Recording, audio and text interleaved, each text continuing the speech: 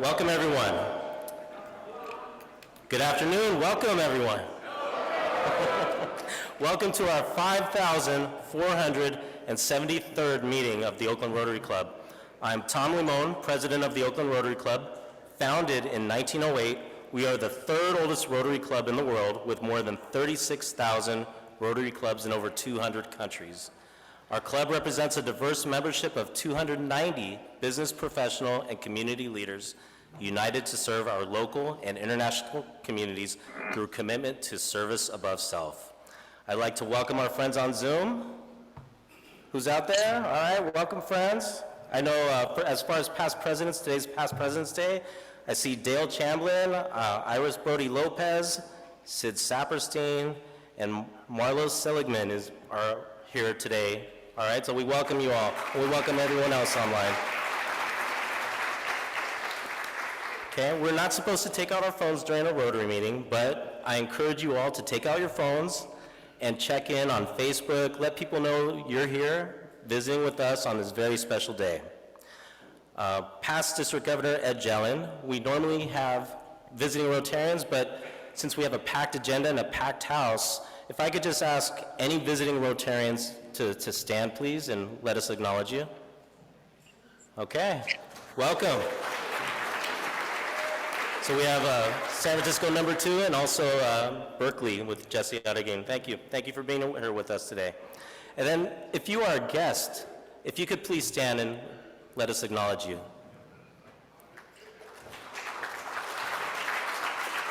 All right, thank you. Okay, so moving forward, Ed Jelen, will you kindly share with us your thought for the day?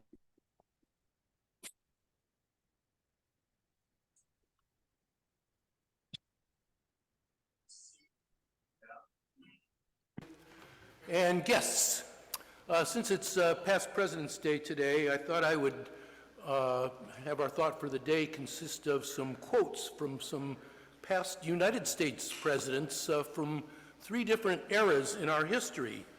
So I'm going to start with a couple of comments or quotes from 3rd President of the United States, Thomas Jefferson, who said,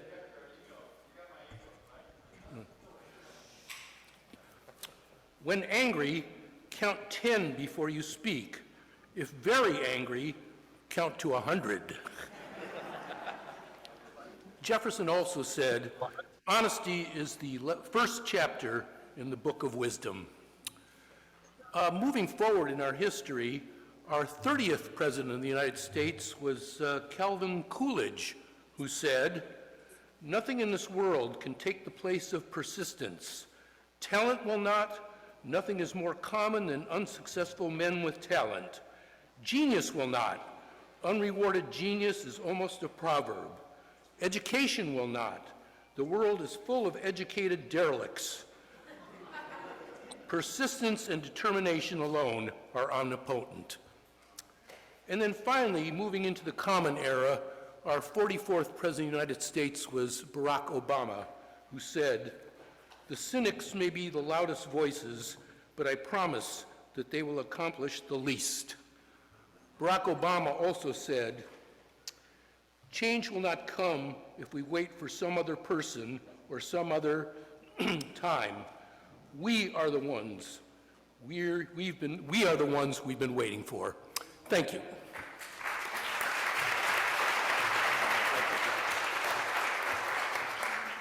Thank you, past District Governor Ed Jelen. I knew you were the right guy for today's stop for the day. If I could get Carrie and Tricia to come up to the stage. We have something very exciting on March 21st, and they've been working very, very hard. So Tricia Connors has some exciting news for us.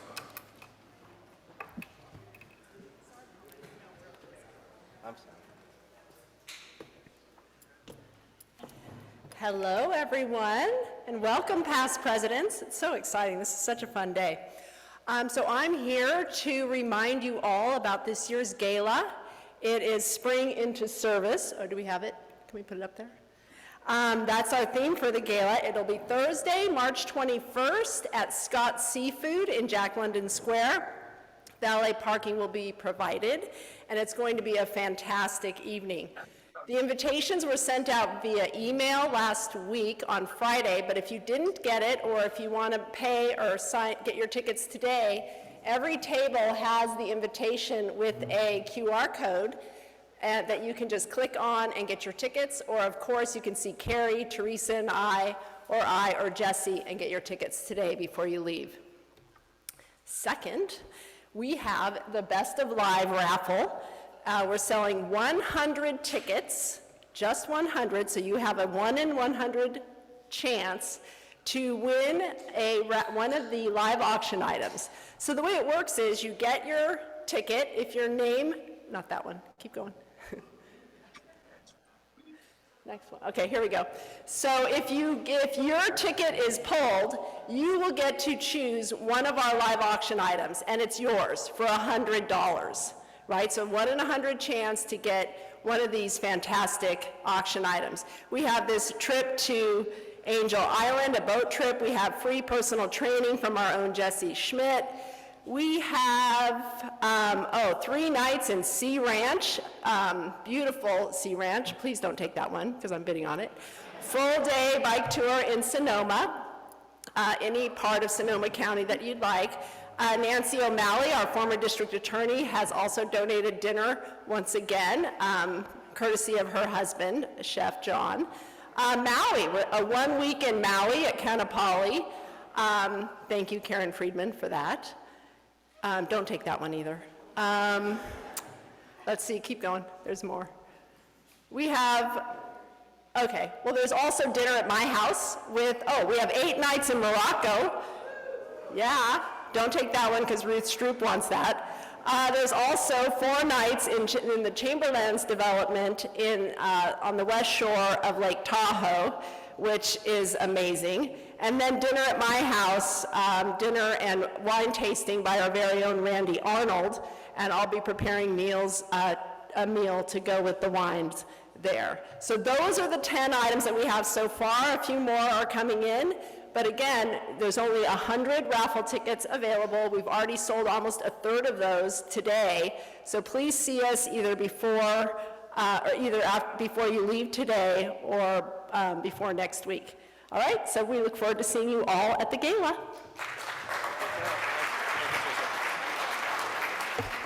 Yeah, we're gonna have a good time in about a month. Not that we're not having a good time now. So we have many special guests here today, right? We got Vern Glen, we got past presidents, we have special guests, but we have an extra special visitor today. It's Kylie Nguyen, and she's a high school senior at Santa Teresa High School in South San Jose. She is serving as our District 5170 governor for Interact. She would like to share about her experience, and also she has some announcements to make.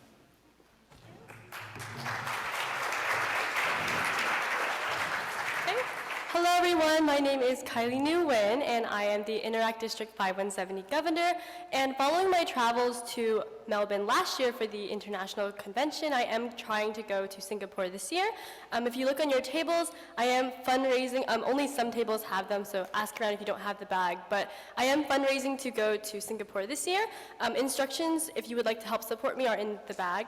But other than that, I am super excited to be here to represent Interact. If you ever have any questions regarding Interact or just want to contact me, my contact information is also in the bag on the right QR code.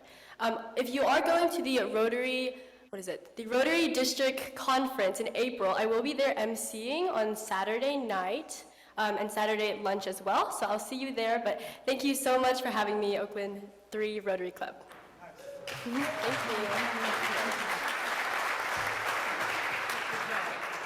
And Kylie, you know, she's really shared how Interact and Rotary has really impacted her life, and if we had more time, she would have shared more, but we're really excited for her leadership and looking forward to this future Rotarian. We had a couple of I'm sorry, Dudley. Oh, can we get Dudley a mic, please? Oh, yeah. I'll ring the bell for Greg Annis. who is our Interact chairperson.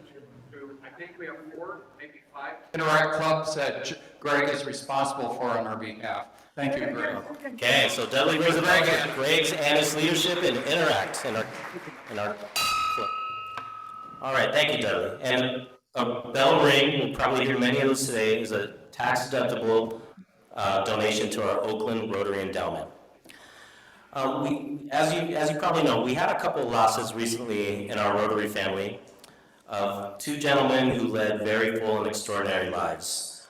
Michael Bruck will share a few words about past member Carl Anderson, and John Protopappas will share a little bit about George Constantinopoulos.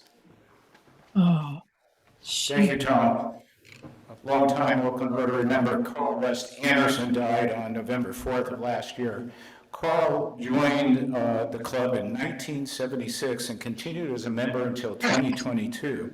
He was Paul Harris Fellow and served as a director from 80 to 82. Carl grew up in Albany, California, graduated from Cal and Berkeley Law, formerly known as Bolt Hall. Heard a little applause. After working as an Alameda County Deputy District Attorney for 9 years, he was appointed to the Alameda County Superior Court. He served there 9 years and was elevated to the California Court of Appeal, where he eventually became presiding justice. He later worked as an arbitrator and mediator. Carl was well known in the city of Piedmont for his volunteer work. As a volunteer with the Piedmont Scout Council, he led the effort to preserve the independence as one of the smallest scout councils in the country. Carl was a board member of the Lake Merritt Breakfast Club, Volunteers of America, Piedmont Education Foundation, Piedmont Beautification Foundation, UC Botanical Garden, and the Oakland 100 Club. And Carl was also a good person. I ran into Carl at the barbershop in Piedmont at the start of my year as Oakland Rotary president. At that point, Carl had not attended a Thursday meeting for many, many years, and I told him that he needed to attend at least one of my meetings during my term. And sure enough, he showed up here the very next Thursday for my meetings. So those of us who knew Carl will miss him. Thank you, President Tom.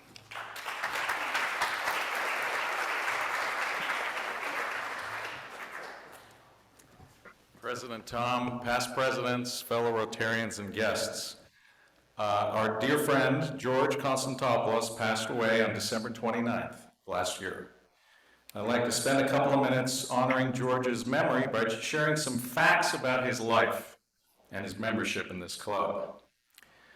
Past President Bob Barkley and I had the honor of sponsoring George into this club on December 11th, 1997.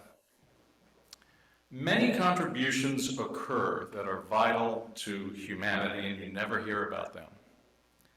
Well, I'd like to share some of those contributions that George gave us. George was born in a small village in Greece in 1935, and the first of many amazing facts is that as a 9-year-old boy, he was a part of the resistance in his village in World War II.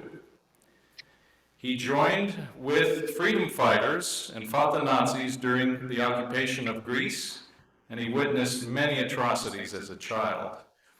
He played an important role as an informer, and he took many risks, including many times placing dynamite in locations prior to bombings. He came to the U.S. in 1956, and he attended UC Berkeley, where he obtained a degree in mechanical engineering in 1962. He married Anna, and they had 2 children, Harry and Anastasia, and he was the very proud grandfather of his 3 grandchildren. As a mechanical engineer, he was on the team that developed the first container crane at the Port of Oakland in 1965. And as we all know, this new technology created a revolution in the transportation of goods throughout the world. The container crane was developed when George worked for Pacific Coast Engineers.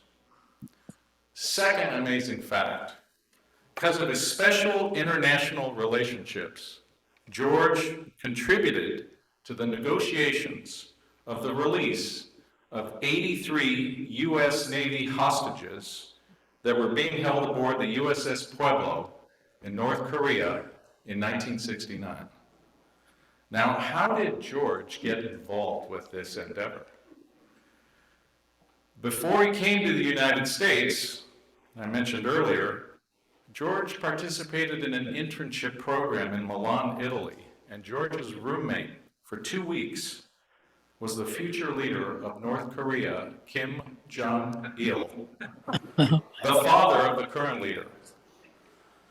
In 1969, the government showed up at his door here in Piedmont and asked George to go to North Korea to try and influence Kim Jong-il and the North Korean leadership to free the sailors.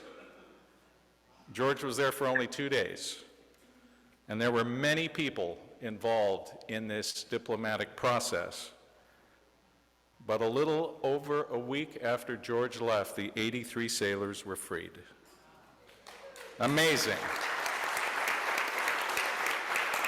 Another one of George's contributions to humanity in 1980, while he was working for the Bechtel Corporation, 1 year after the nuclear reactor accident at 3 Mile Island, one of George's greatest contributions was to design new standards for safety at nuclear power plants all around the world. And many of those safety standards are still in effect today. He was a member of this club for 26 years, active in many committees, and he generously donated his time and resources to many civic organizations in our community. May he rest in peace. May his memory be eternal. President Tom, I'd like to ring the bell for both George and Carl.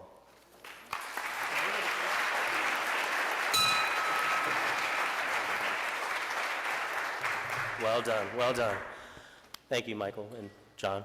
Okay, we have some bell ringers. Start with past President Linda Bosenecker, Joe Goralka, Fred Morse, okay, Dudley Thompson, Sez Butner, Ken Richardson,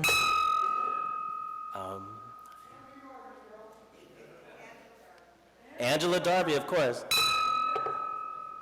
Okay, great. Rick Draper. I'm sorry, my mind goes blank up here. Sorry, thank you, Rick. Okay, thank you all. Thank you for your generous contributions, and we will miss these members. So really, this is about celebrating life and appreciating everyone who's here today. So let's keep that in mind as we, a bell ring is a generous $100 tax-deductible donation to our Oakland Rotary Endowment, which really goes to serve our community through grants, scholarships, and other activities. Okay, so without further ado, please welcome to the stage past President Linda Bosenecker, who will lead today. Looks like Jack, don't I? That's twice on you now. Twice, I know. Good afternoon, fellow Rotarians, past presidents, and guests. Welcome to the second annual Past President's Day at Oakland Rotary. On Monday, we honored the past presidents of the United States, and today we honor the past presidents of the Rotary Club of Oakland. We are here to honor all 116 past presidents, but to welcome the 27 past presidents who have joined us at today's special meeting, either in person or via Zoom. Please hold your applause as I recognize these members until we have introduced all of the past presidents. Let's begin. Okay, Jerry Wendt, who was president in 1986-87. I want to extend a really special welcome. Oh, and I forgot to say, past presidents, when I say your name, would you like wave your hand or something so they know where you're sitting? I would like to extend a special welcome to past President Jerry Wendt. He is our ranking past president in seniority, having served during the 1986-87 Rotary year. Jerry was president when a very important thing happened. The first women members joined the club. We not only appreciate your service as president, Jerry, but we value your continued support of our club over the last 25 plus years. Thank you, Jerry. Linda, tell these people to hold their applause, or we're going to hold them No, for gotta 'em. hold the applause. Well, he was special, so, okay, hold the applause for everyone else. Okay, our past president, 1987, 1988, Ted Normant, is not able to join us today. Our president, 1989 to 1990, is joining us via Zoom. Dale Chamblin. Hi, Dale. Also on Zoom, our president, 1991 to 1992, Chuck Schwinn. Okay, in the ballroom, our president, 1992, 1993, Roger Huddleston, please wave, yes.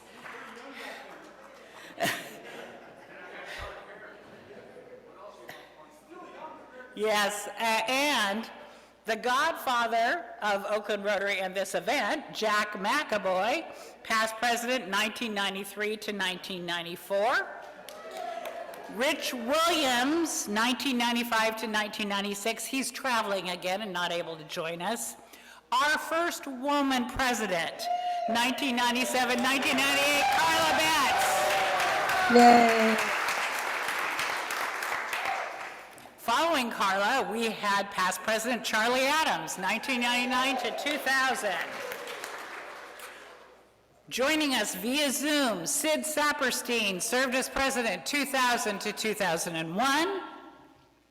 Following Sid, Ken Richardson, served as president 2001, 2002. And David Douglas, we wouldn't be able to park without David, from past president 2002, 2003. Joining us via Zoom, Marlo Seligman, 2003, 2004. Hello, everyone. John Lukenecker, 2004, 2005, is not able to join us today.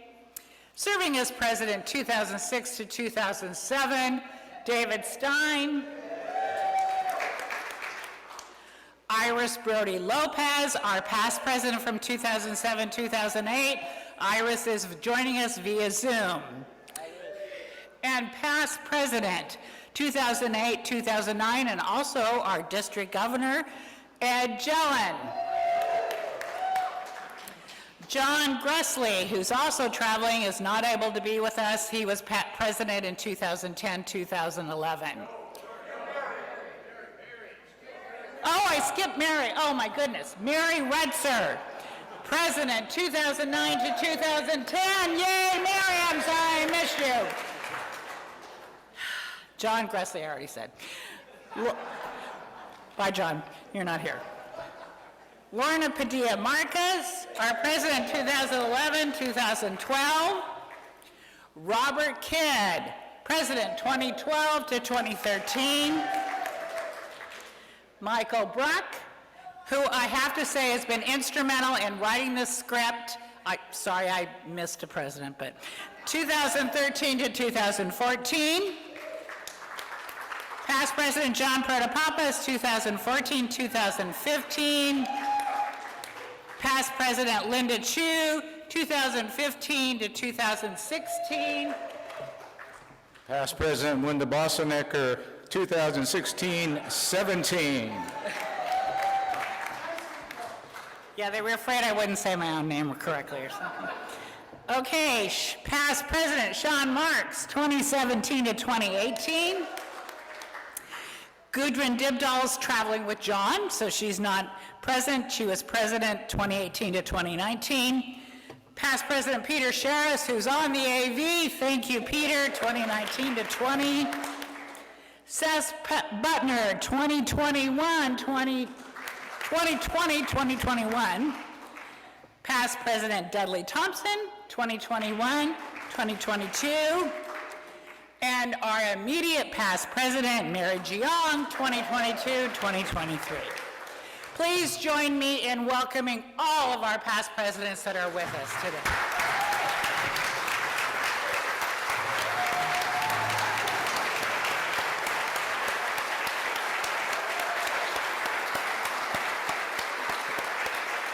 Okay, so I want to make a few comments. I want to let you know that there's a lot of things that have happened, and the Rotary Club of Oakland has always been full of leaders in Oakland, but they were also leaders in establishing many firsts in the Rotary community.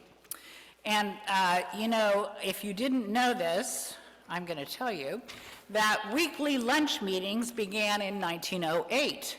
Rotary clubs did not have weekly meetings until Oakland number 3, President Frank Bilger, classification quarry and concrete, established weekly lunch meetings in 1908.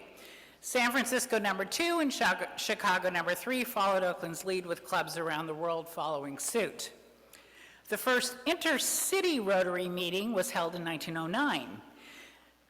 Intercity meetings, which include attendance by 2 or more clubs, started right here in Oakland. In January 1909, President Frank Bilger invited members of San Francisco Rotary to attend its weekly meeting. A few years later, the National Association of Rotary Clubs asked every club to hold intercity meetings. The use of first names, 1914.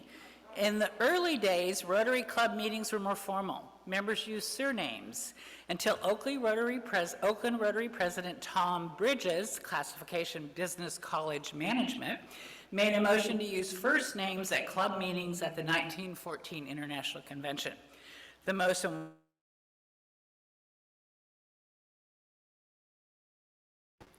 the largest intercity meeting in Rotary history, 1966.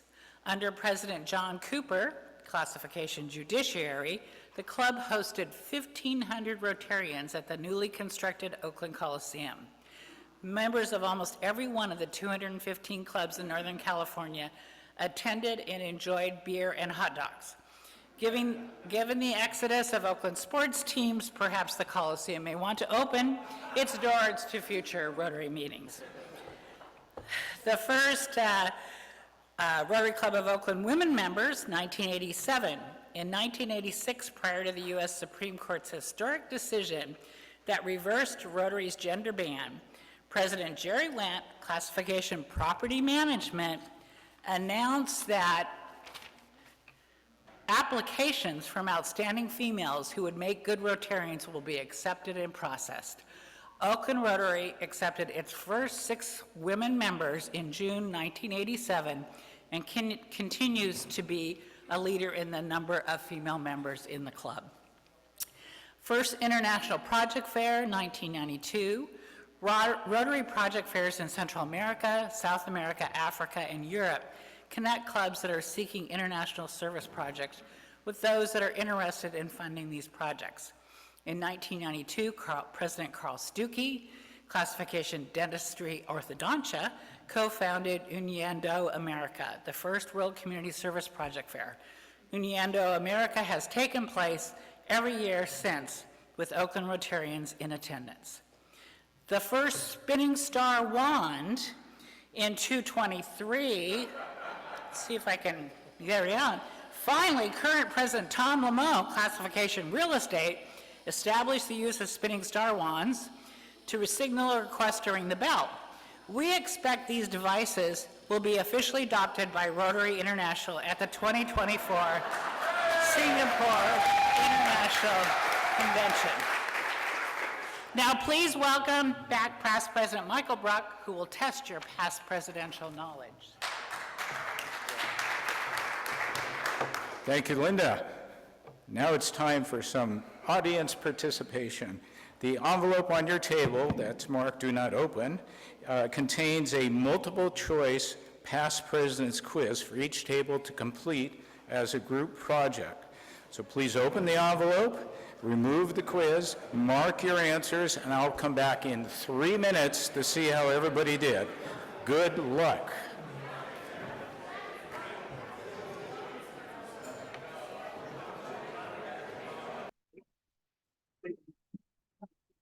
All right, number one, was a common male past president's name? The answer is John, with 8 past presidents. Tom was second with 4. What's the most common female past president's name? It's a tie between Mary and Linda with 2 each. Sorry, Carla. Which past president was born in Punxsutawney, Pennsylvania, Dale Stoops.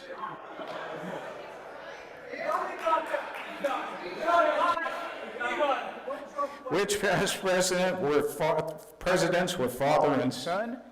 Max and Edmund Orwinski. Yeah. Which past presidents were also district governors? All of the above. Ken Thompson, Ed Jelen, Carl Stuckey.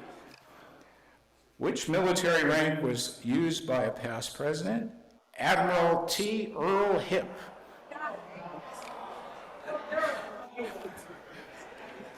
Which past president served as Rotary International Vice President? Robert Robertson. Sorry, Roger. Which past president served as a mayor? All of the above. Kegley, Normart, Morecambe, Black, and yours truly. And finally, which business was not owned by a past president? Fruit orchards. We did indeed have a Dynamite Cat Manufacturing member. All right, quickly, any table got a perfect score? No, okay, all right. Next year we'll try again. All right, well, Linda and I would like to recognize and thank Jack McAvoy for creating this celebration and coordinating the appearance of our past presidents, and Jesse Battle and the AV crew for all the logistical support. And please welcome back Jack McAvoy to introduce our speaker.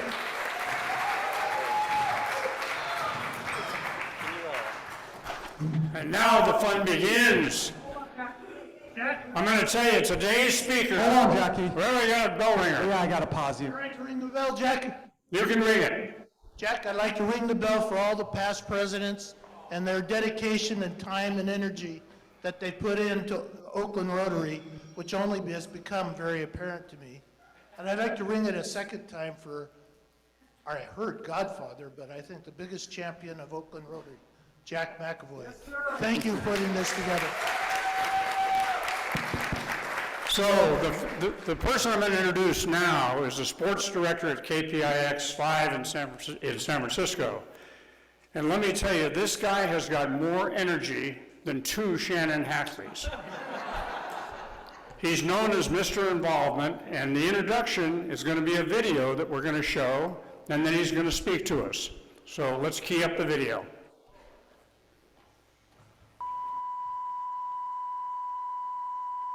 TBH, WXEX. Golf My Way with Vern Glen. Nothing subtle about my approach in 1985. Sandwich? Oh, no, I'm not hungry. That line got me signed by an agent. WBAL Television, Baltimore.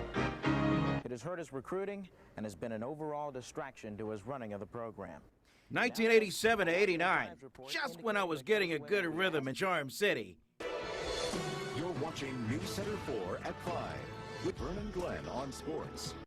Cron came into my life. What followed was a 23-year run with Gary Radnich. The plan?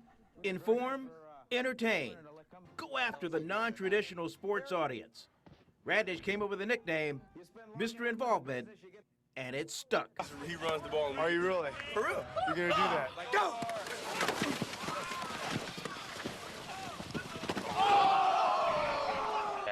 Okay, now where's the shifter at? The shifter is here. Okay, where's the brake at? The brake is here. Jim! 5, 4, 3, 2, 1. Just let go. There you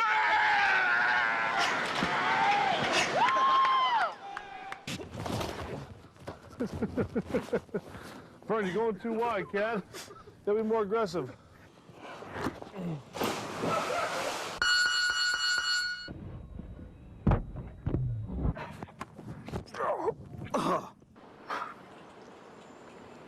Down, go. There you go. Whoa! Did you see that? That's a strike. Wow! How fast was that? About 35. But it was a strike.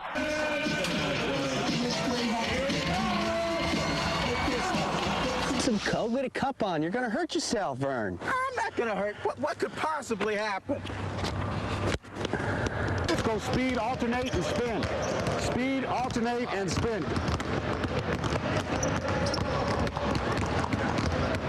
Oh my gosh. How fast are these shots coming in? 60, 70. Miles per hour? Kenwood Pillow Fight Championships 2001. Ready, set, go! Go, go, go! Come on, Vern! Go, Ray set, on set. I'll just say go, you go, okay? Go!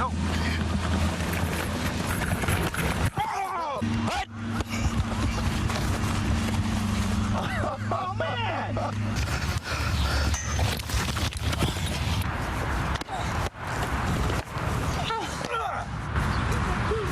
Someone was right there. What happened? Mr. Involvement, I love that guy. He's one of the few ball dudes that we have had where that short stool doesn't affect him at all.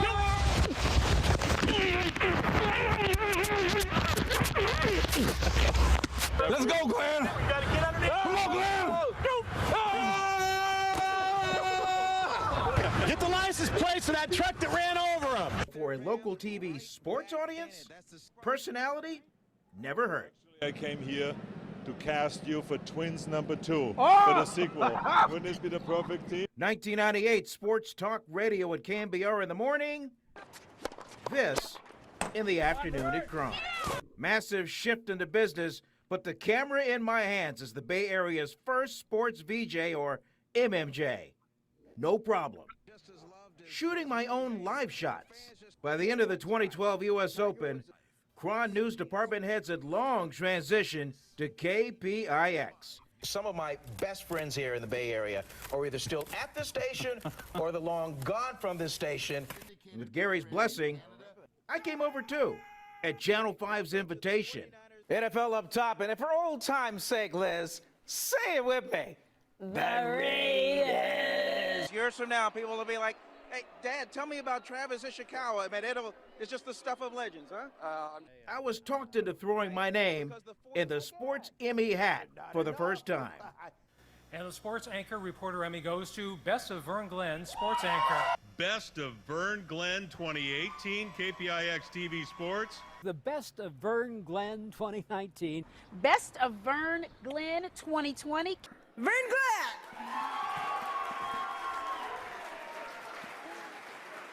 More than anything, it's nice to be judged and recognized by your peers.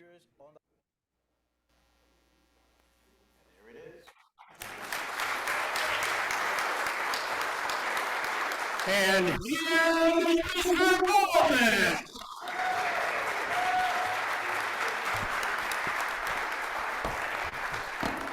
Thank you there, Jack. Hey, you guys in the back, if you can hear me, clap once. Good. Microphone works. I'm going to drive this shooter crazy because I'm going to stand right here, not behind here. Otherwise, you wouldn't be able to see me. I'm 5'0". Come on. Anyway, I'm a TV guy, so you have to, I need to be seen. You got the shot? I'm giving a couple of seconds here. Oh, he's got me. All right, well, first of all, I didn't know I was going to be here on past President's Day. Man, what an honor. And give yourselves a hand, because, man, that's really, that is really something. You know how to make an old guy feel welcomed. That is for sure. Speaking of old, I was joking with Joe Fonzie not too long ago. Used to be a time, 30-some-odd years ago, when I got here, that Joe and I, we were the young guys. Now we're the old guys. Joe's 68, I'm 62, we've been doing it forever, but we still have that energy about us. We still have that passion for covering sports, especially here in the Bay Area, which kind of gets to the point of the root to my spiel here. I tell my boys, I've been told, I pass it on, remember what got you here. Always remember. I said it to myself before every live shot, before every show, before every story, everything that I shoot, especially when I really hit on a good one. Remember what got you here.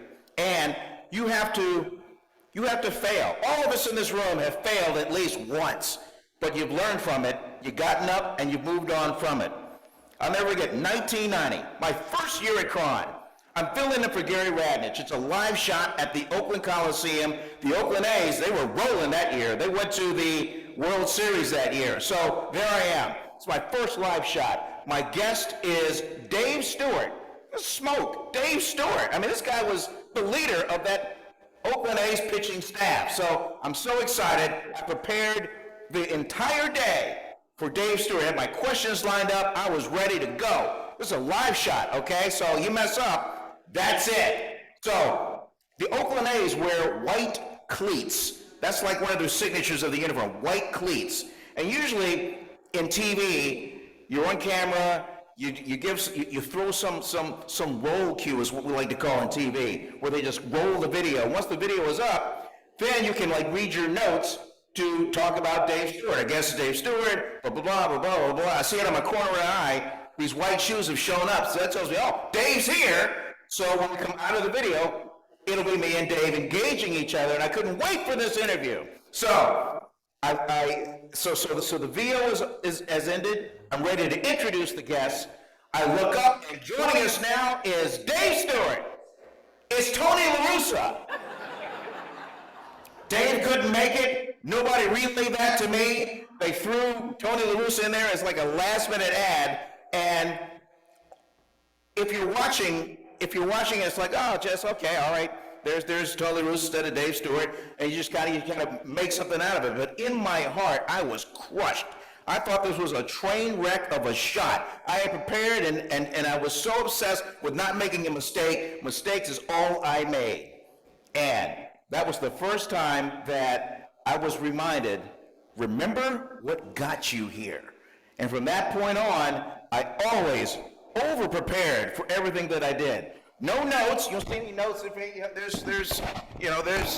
just kind of get up there and I do it because I have such a passion for it and I just love it. This is everything I've wanted to do since the 10th grade, if you can believe that. Once I figured that out, the rest was gravy. Now, fast forward to my career. You saw a little spiel there.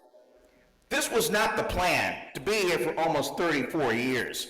I signed a 3-year contract coming out of Baltimore, and I thought, okay, I'm in the Bay Area. I'm with major league sports teams, big time, the top 10 television market. It's what I wanted. It's what you want out of a career. So I thought, well, I'll just go out here for one contract, 3 years. I'll gain that knowledge, that experience, and I'll go back east, where I grew up. Philadelphia, Washington, D.C., large markets, but on the eastern seaboard. But my first Christmas in San Francisco, I was living on Fillmore between Jackson and Pacific. And it was one of those days, folks, 70 some odd degrees in the city. No wind, blue skies. I'm walking up and down Fillmore Street in shorts and a t-shirt on Christmas Day. Now, any of you that live back east or grew up back east, you know what it's like weather-wise on Christmas Day back there. And so I said to myself, you know what? I'm going to stick around for a little bit. And that was it. And that's what got me out here. I don't take anything for granted. The great thing about this job is no day is the same. Every day is different in some way. I didn't want one of those jobs where you're 9 to 5 and then at 5:01, oh, I don't know you. I wanted experiences every day that I could really soak up and take that memory of that experience away with me. Any of you guys remember, when I was a kid, you had those Bugs Bunny cartoons, and then there was one particular cartoon where you had Sam Sheepdog and you had the wolf, the coyote, and they would go together as friends. They'd clock in at 9 o'clock, and then from 9 to 5, Sam Sheepdog would beat the hell out of the wolf that was trying to steal sheep. Then when that whistle blew at 5, they clocked out and they walked away as friends. Well, I didn't want that.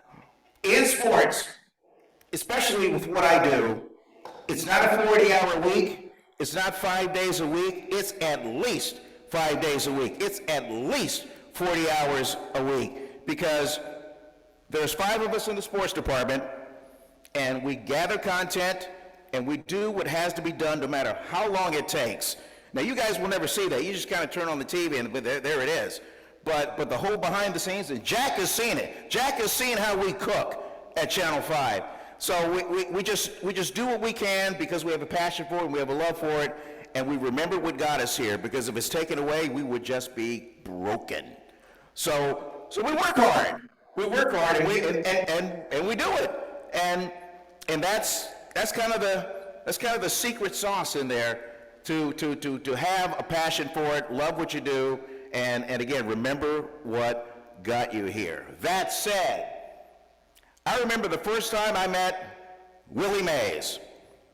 Had I not stuck around, I might not have met him. We're on a golf course. It's a Joe Montana celebrity golf tournament. So I'm in my group, and I'm trying to line up a shot. This is back when I played 3 times a week. So I'm so serious about making this shot in the fairway. And so I do the Sergio Garcia. You know, you kind of take the club behind the ball, lift it behind the ball again, lift it behind the ball, waggle, okay, and then all of a sudden there's this voice behind me going, "Hey, Pee-wee!" I turn, he goes, "Hit the ball!" I didn't know who it was at the time.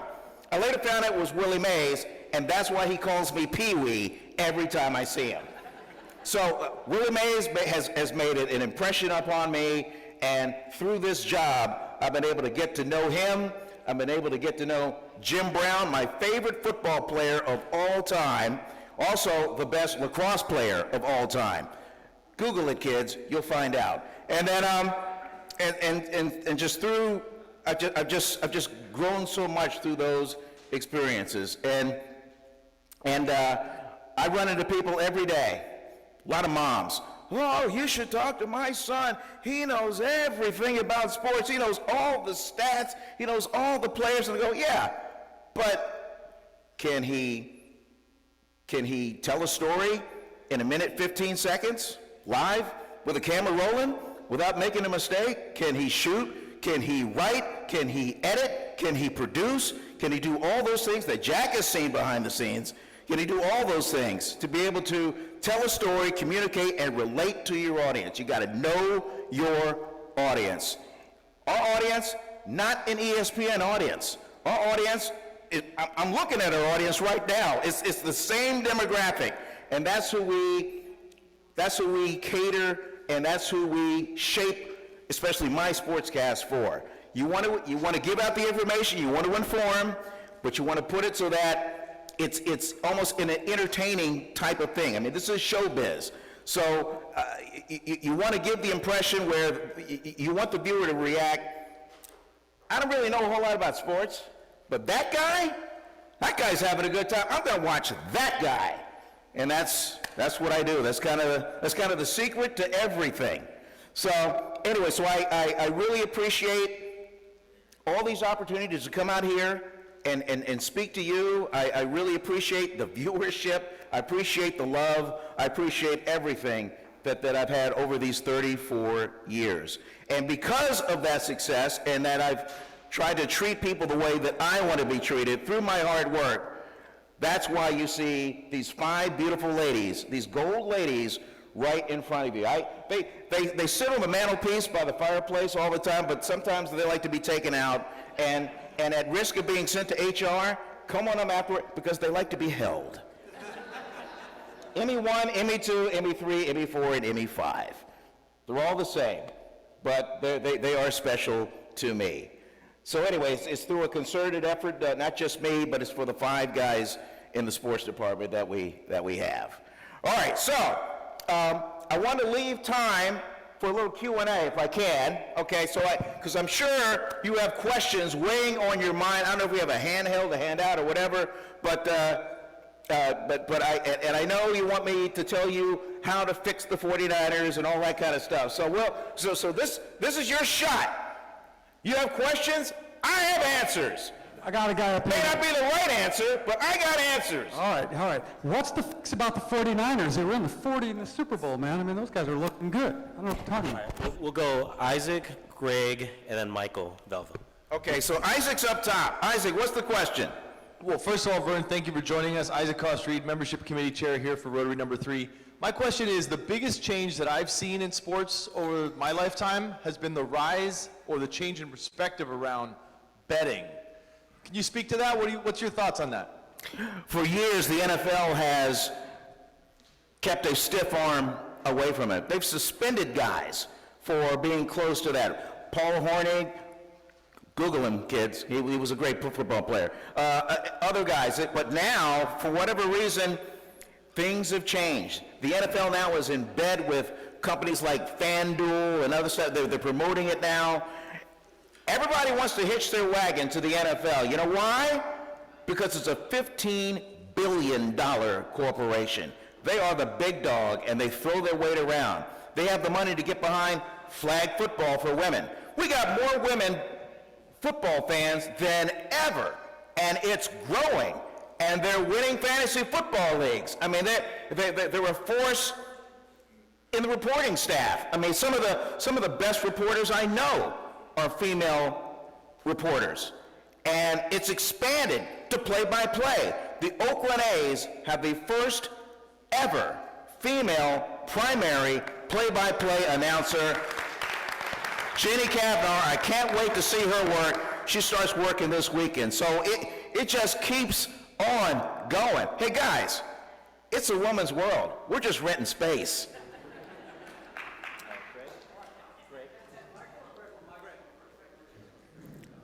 Thank you, Vernon, for speaking. Greg Annis, I'm the Interact Committee Chair. I appreciate your original and effervescent takes on your stories, and I consider your work original journalism. I was wondering if you were somehow influenced or aware of the George Plimpton style of like amateur fish out of water journalism growing up at all? Well, George Plimpton, he was a great one. He was the first that got off the couch, put on a uniform to see what it's like, and that really spoke to me. Any one of these schmoes like me can grab a microphone, coat and tie, go out in the field and ask an athlete what it's like to do an Oklahoma drill. What's it like to set a screen, get a shot off? Anybody can ask that. But if you try it as the regular schmo that just gets off the couch, then maybe the other viewers that are just like me can get some kind of idea of the degree of difficulty that it took.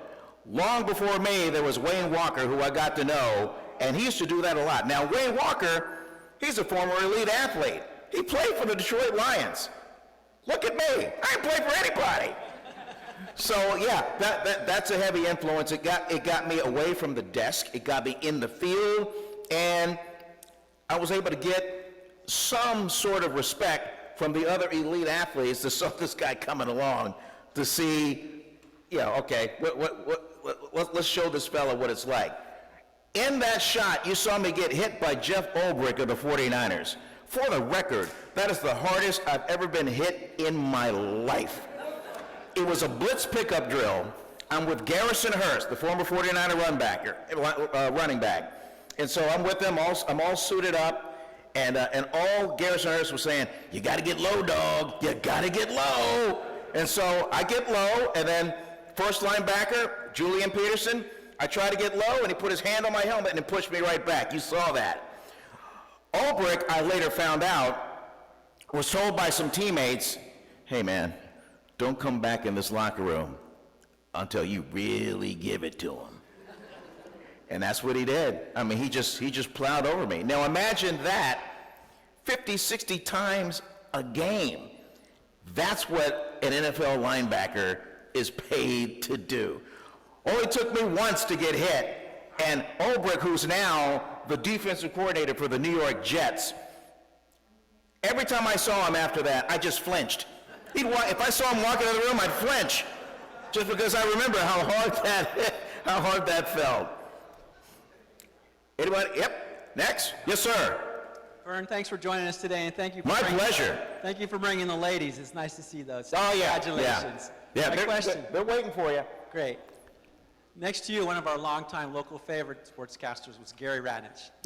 Give us an inside story on what it was like to work with him and something to know about him. Thanks.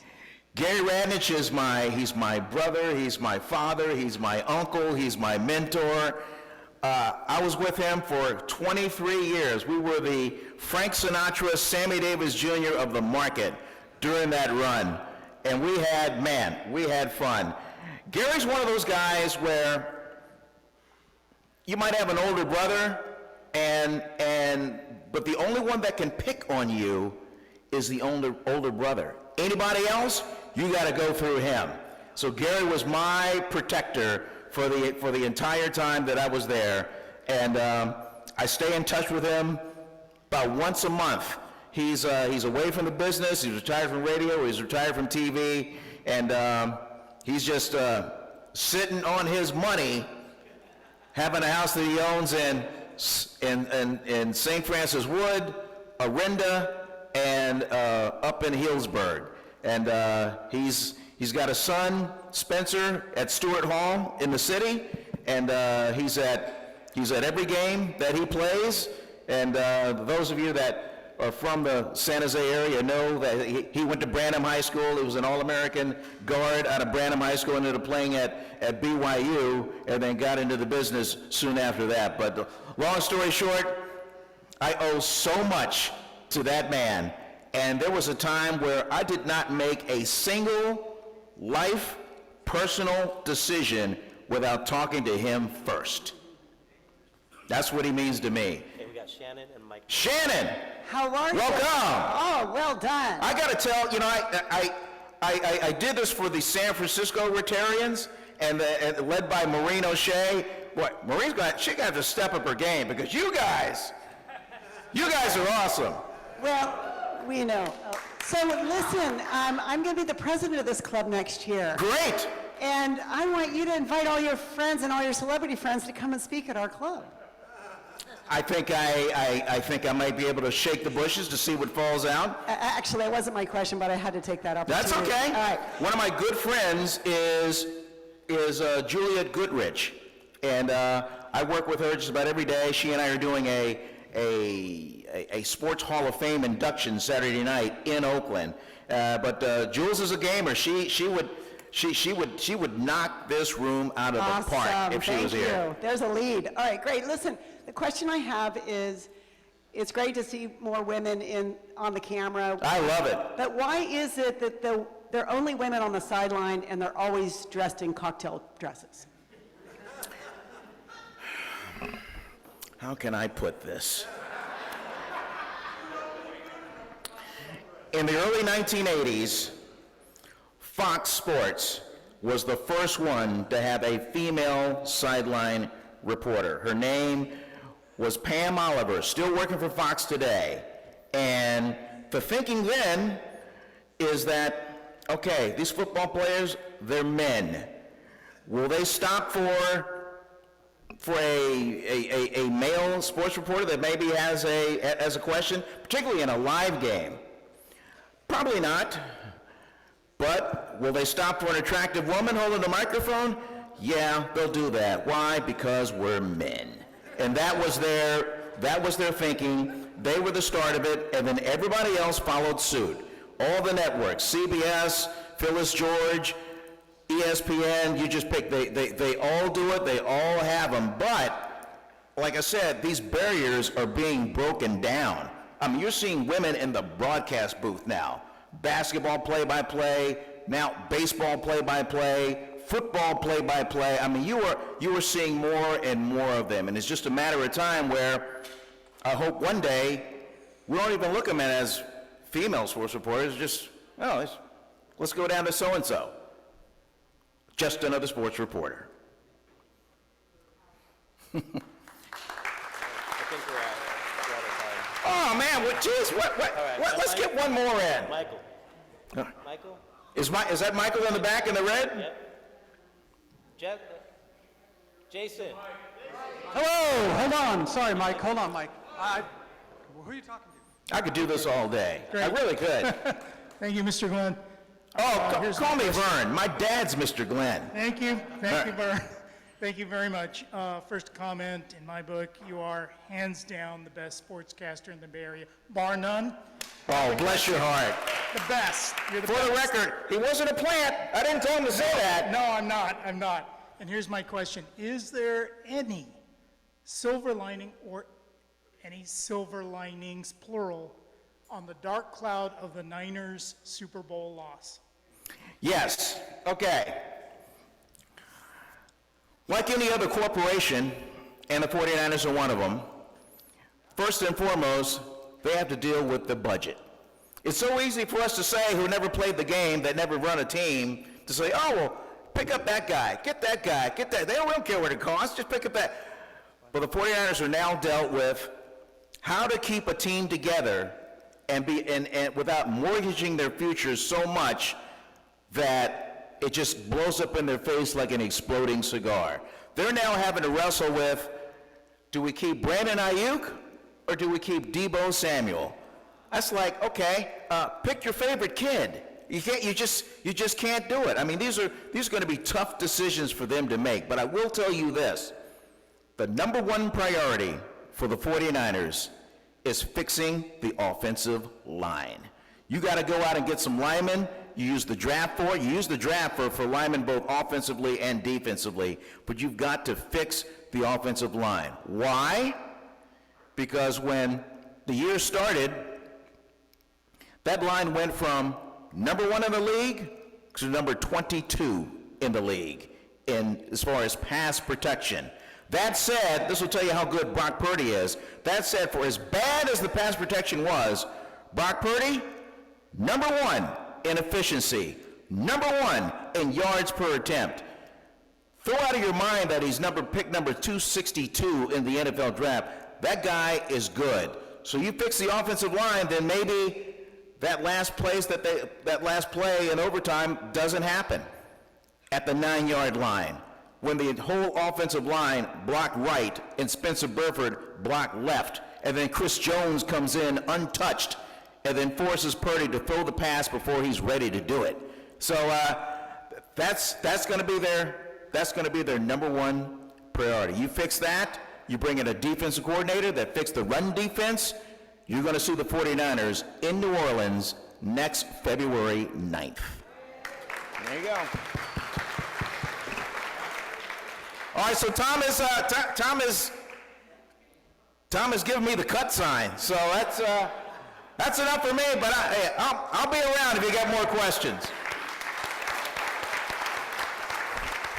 Thank you so much, Vern. Thank you. Vern, it is customary for our club to make a donation in our guest's name to a charity or cause. And this year, my area of focus has been supporting youth and parks and open space in Oakland. We will be making a donation in your name to the Friends of Joaquin Miller Park, who strive to make the park more beautiful and accessible to the public while reducing the risk of wildfire. So thank you again for being here with us today. Thank you. So our friend Deep had a birthday yesterday. I won't make you wear it, but you dodged a bullet, Deep, all right? But wish him happy birthday. And for our past presidents, I have a brand new Oakland Rotary hat and a brand new Oakland Rotary pin for you to take home. We'd love for you to wear it proudly. I see David Stein. Can we get him a mic?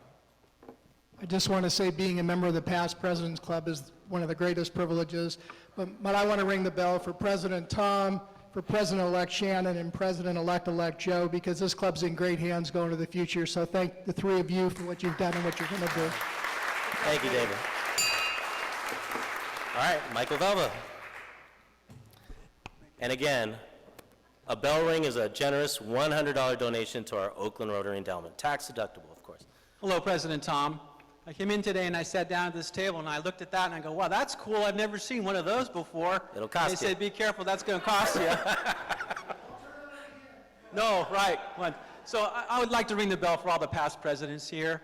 I came back to honor them. I'm glad to be here with all my old friends. All the past presidents, we cherish you much, including the ones to come, as David just said. Thank you so much. All right, great to have you back, Michael. All right, Lorna, past president. I just want to ring the bell, first of all, in honor of Mike Valva, who especially came down to see all the past presidents. He mentioned he's one of the few that knows all the past presidents. And I want to also ring the bell, so it's 2 bell ringers, in honor of Vern Glen. In addition to a great Bay Area sportscaster, he also supports a lot of charities like the Boys and Girls Clubs of Contra Costa. Thank you. Thank you, Lord. Just for that, I've always wanted to do this. Ready? Okay, wait. Mr. Involvement. Hold on, let me get this on video. Here we go. Go. Yeah! You get to do it again.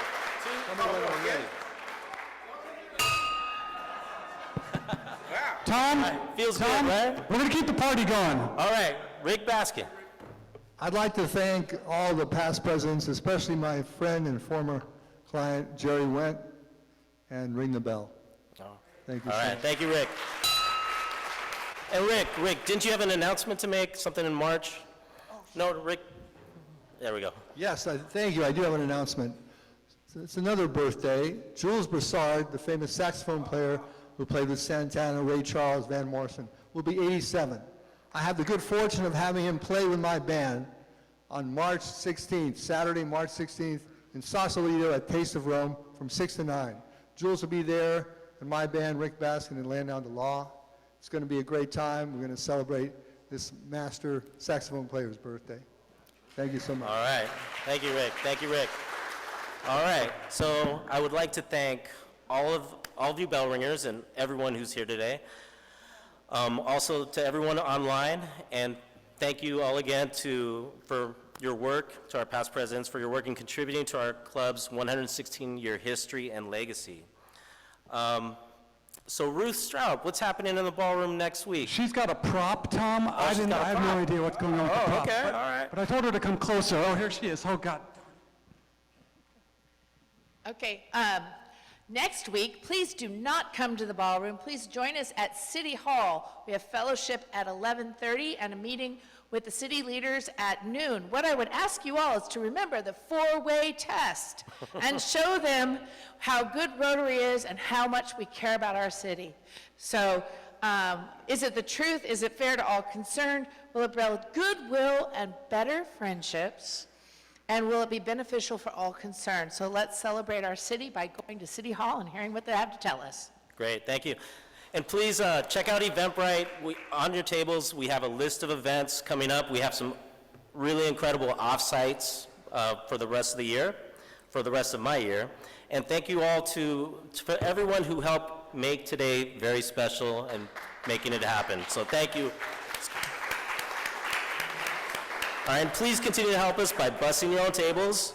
And be sure if you rang a bell, please pay Jesse as you leave. Thank you everyone who is here today in person and online. And remember, Oakland Rotary is here for you.